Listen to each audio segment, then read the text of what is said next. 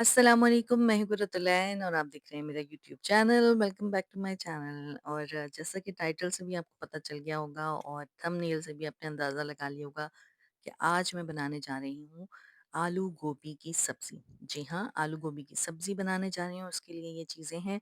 4 टमाटर लिए हैं, 4 प्याज़ लिए हैं, ये देखिए नमक, मिर्च, हल्दी और सूखा धनिया लिया है। ये तकरीबन 2 चम्मच लाल मिर्च थी, आधा चम्मच हल्दी का था, 1 चम्मच सूखा धनिया, 1 चम्मच नमक।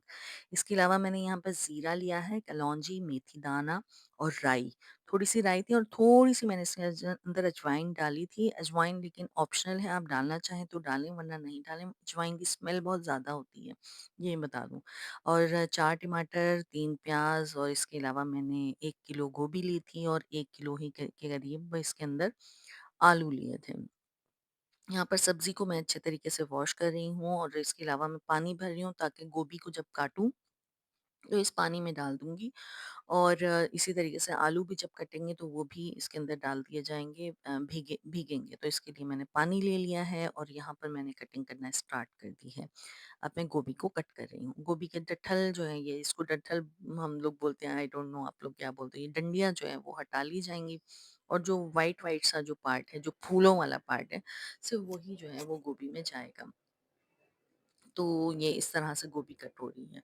अच्छा, पिछले व्लॉग में मैंने पेरेंटिंग पे बात की थी और इस पे भी मैं बात करना चाहूँगी। क्या आपने कभी गौर किया है कि जो हमारे बच्चे होते हैं, होते तो एक ही माँ-बाप के हैं, 4-5 बच्चे, लेकिन उन सब की जो साइकी होती है वो अलग होती है। और उनके सोचने का तरीका अलग होता है, कोई कंजूस होता है, कोई शाख़िर होता है, कोई किफ़ायत-शुआर होता है, कोई बहुत ज़्यादा मिलनसार होता है, कोई हर एक की तबीयत अलग होती है, हर हर बच्चा जो है दूसरे से मुख्तलिफ होता है। तो मैंने काफ़ी सोचा और सोच-विचार के बाद और मेरी अपनी रिसर्च और अपना जो मेरा अपना तजुर्बा है उसके हिसाब से, जब-जब भी माँ-बाप अपने बच्चों को पाल रहे होते हैं ना, तो हर बच्चे की दफ़ा माँ-बाप भी तो बदल जाते हैं। देखिए ना, शादी के शुरू में जो पहला बच्चा पैदा होता है, उस दफ़ा माँ-बाप की सोचने समझने की सलाहियत अलग होती है, वो ना तजर्बाकार होते हैं, इतना उनका तजर्बा नहीं होता।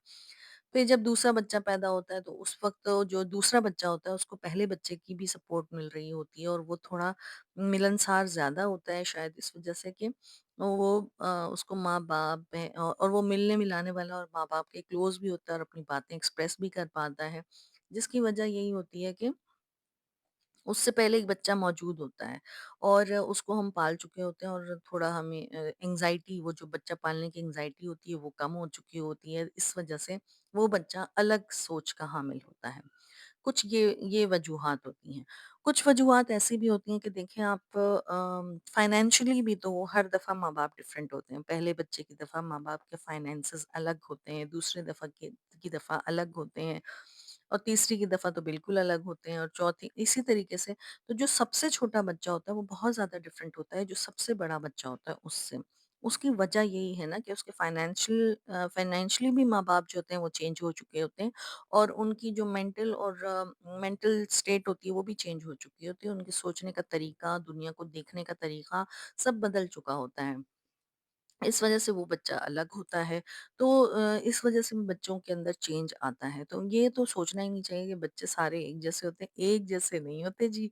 ये एक जैसे इस वजह से नहीं होते कि जो पालने वाले होते हैं वो भी तो एक जैसे नहीं रहते। हमारी सोच बदलती रहती है। हम जो अब से मैं अगर अपने आप को सोचूँ जो अब मैं हूँ वो अब से 40 साल पहले नहीं थी।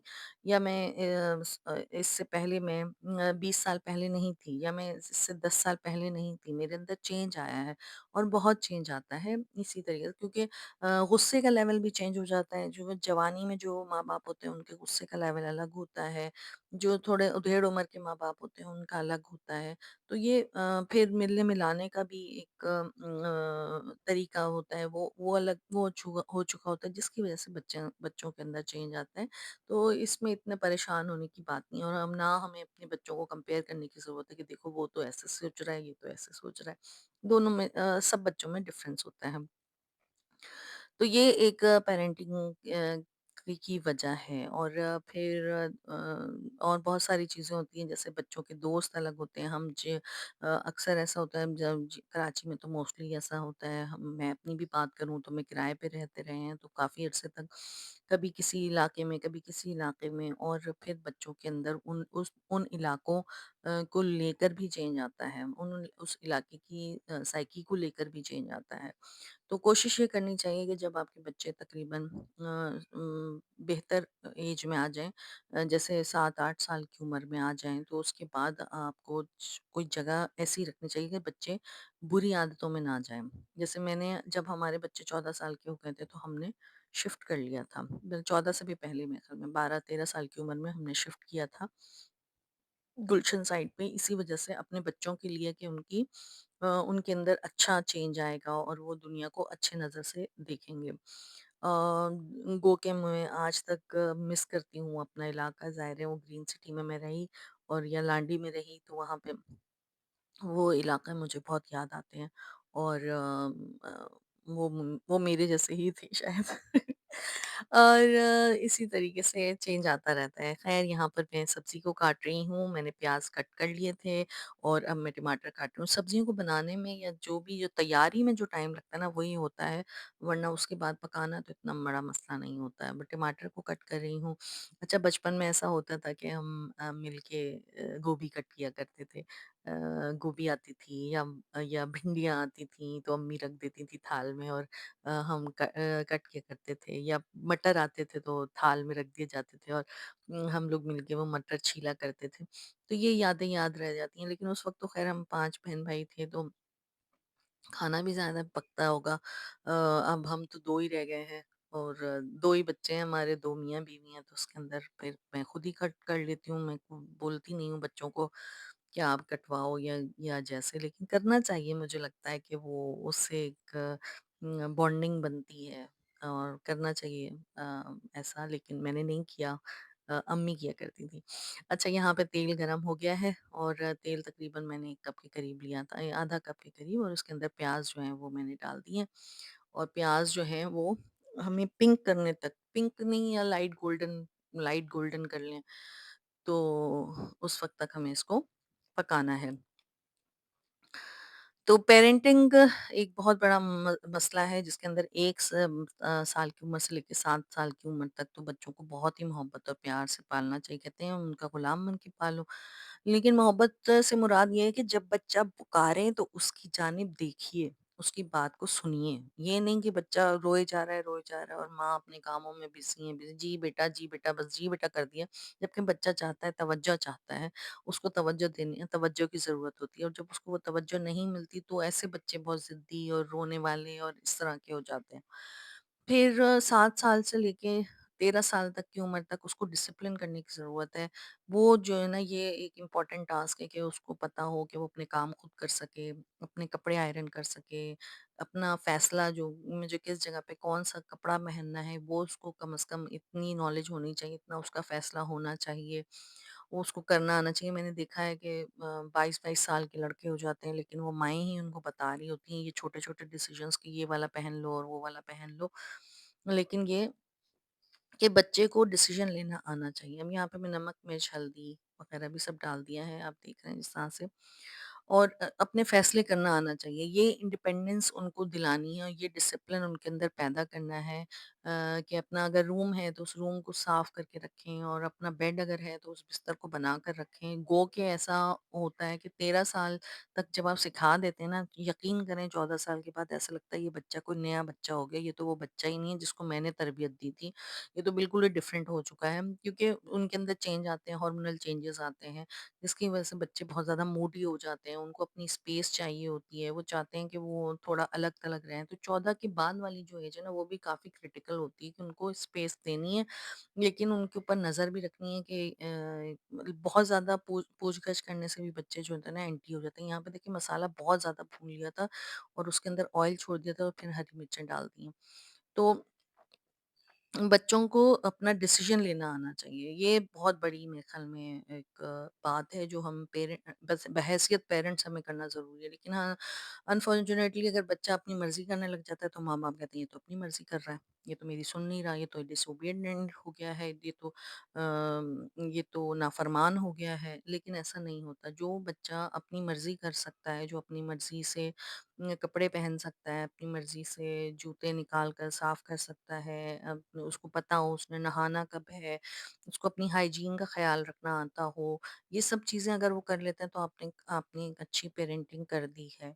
और ये टास्क होना चाहिए। और फिर 18 साल के बाद तो फिर वो बच्चा बालिग ही हो जाता है और उसने अपनी मर्ज़ी ही करनी है।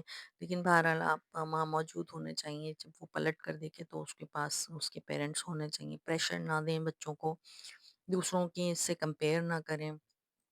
बहुत ज़्यादा कंपैरिज़न करने से भी बच्चे उन लोगों से एंटी हो जाते हैं जिनसे आप कंपेयर करते रहते हैं। जैसे आप किसी कज़न से आप कंपेयर करते रहेंगे, उस कज़न से वो बच्चा बदज़न हो जाएगा। या किसी किन कभी ऐसा होता है, कोई ऐसे गेस्ट आए घर में और आपने उनके जाने के बाद बच्चों को डाँटना शुरू कर दिया कि तुम उस वक़्त ऐसा कर रहे थे, तुम इस वक़्त, आप अनइंटेंशनली उस बच्चे के दिल में उन गेस्ट के खिलाफ नफ़रत भर देते हैं। कि ये तो जब आते हैं तो हमें डाँट पड़ती है, ये तो जब आते हैं हमें डाँट पड़ती है।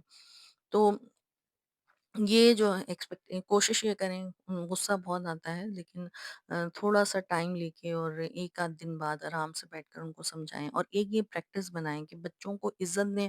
बच्चे जितने भी छोटे हों, उनको उसी तरह रिस्पेक्ट दें जैसे आप किसी बड़े को रिस्पेक्ट देते हैं और उनको उसी तरीके से काउंसलिंग करें, उनके साथ बात करें, उनको डिस्कस करें उस मसले को, उनका भी ओपिनियन लें और फिर उसके बाद बातों को समझाएँ, ना कि ये कि बस एक डराया, धमकाया, मारा-पीटा और आपने समझा दिया। ये बहुत गलत रविश होती है और ऐसे बच्चों के पेरेंट्स से मैंने देखा है कि वो बदज़न हो जाते हैं बच्चे। वो जो मारपीट ज़्यादा करते हैं तो एक वक़्त तक तो बच्चा मारपीट बर्दाश्त करता है, लेकिन फिर वो मुँह को आता है।